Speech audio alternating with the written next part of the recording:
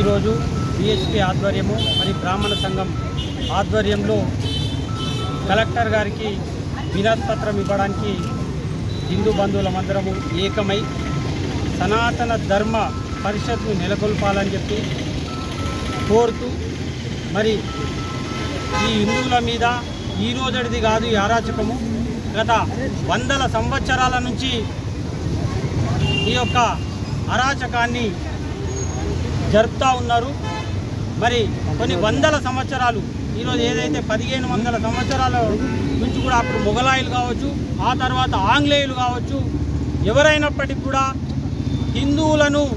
అణుచుకుంటూ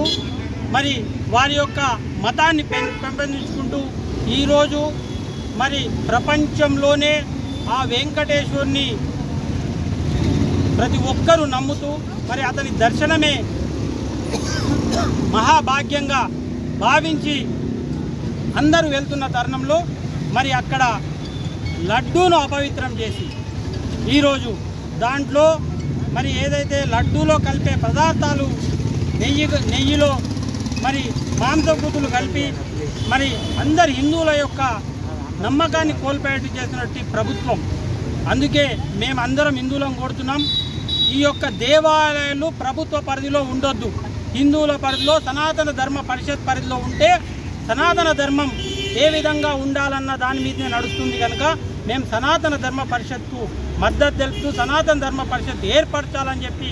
గట్టిగా భావిస్తూ రాబోయే రోజుల్లో మరి ఏ విధంగా అయితే అన్యమతులుగా వసూలు చేయకుండా ఏదో దేవాదాయ శాఖ ఒక హిందువులకే చట్టం చేసి హిందువుల దగ్గరనే ట్యాక్సులు వసూలు చేసి హిందువుల యొక్క దేవాలయాల మీద మరి గుత్తాధిపత్యం సాధించిన ఈ ప్రభుత్వాన్ని ఖచ్చితంగా రాబోయే ప్రభుత్వంలో ఎటువంటి